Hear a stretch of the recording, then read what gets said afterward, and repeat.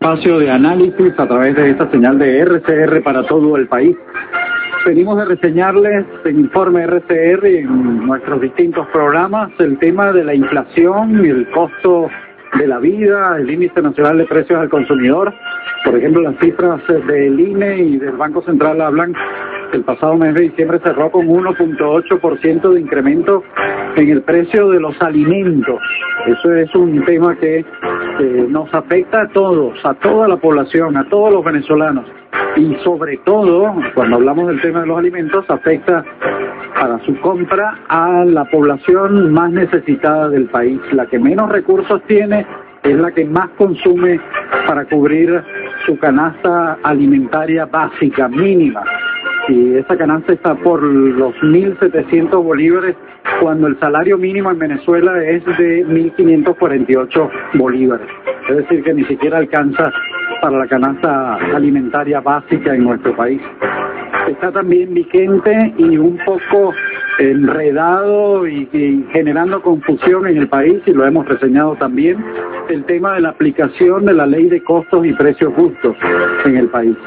Hay una superintendencia creada para tal fin que aparentemente no se da abasto con este tema, porque ya se lo habían advertido al gobierno.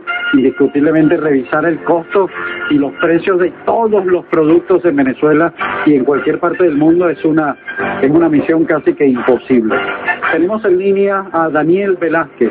Él es ingeniero, es magíster en administración de empresas, es profesor en los posgrados en la Universidad Católica Andrés Bello. Señor Velázquez, bienvenido a RCR y muy buenos días. Buenos días, Javier. ¿En qué? Gracias por la invitación. Quisiéramos su opinión acerca de esta ley de costos y precios justos que para el gobierno significa acabar, dice el gobierno, acabar con el acaparamiento, acabar con la inflación o comenzar a luchar contra la inflación, y resulta que en el año 2012 la inflación venezolana siguió siendo de las más altas del mundo.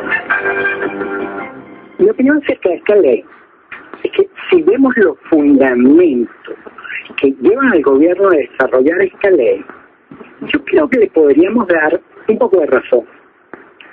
Los economistas normalmente dicen que en una economía de mercado, los precios con la libre oferta se van a regular. Pero ¿qué es lo que pasa? En mi opinión, en Venezuela no hay una economía de mercado. Y eso lo podemos ver en los aumentos de los diferentes precios. Tenemos por lo menos los refrescos en lata de 350 miligramos subieron en los últimos meses de 5 bolívares fuertes a 7, 10 bolívares fuertes. Estamos hablando de un incremento entre el 70 y el 100%. Si vemos todos los productos regulados, la mayoría aumentó más que la inflación. Entonces, realmente no hay una economía de mercado. Pero la solución tampoco es la ley de precios, de costos y precios justos. Porque esta es una ley que está tratando de controlar el mercado, de regular los precios, y la historia que tiene el gobierno regulando los precios no es exitosa. Más bien ha creado escasez, y los consumidores se desesperan y tienen que hacer colas muy grandes y hay diferentes abastos en supermercados para poder consumir café y los demás productos regulados. Sí. Entonces, yo creo que esto no se va a poder aplicar.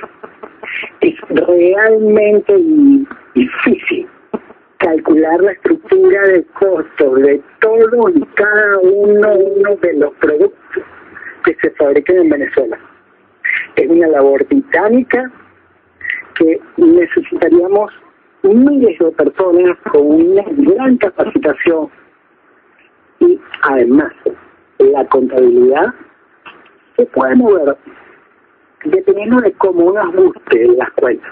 Señor Velázquez, ¿cómo entender, señor Daniel Velázquez, cómo entender algo que usted nos dijo hace algunos instantes, que los precios, los productos regulados han aumentado más sus precios que la propia inflación general del país?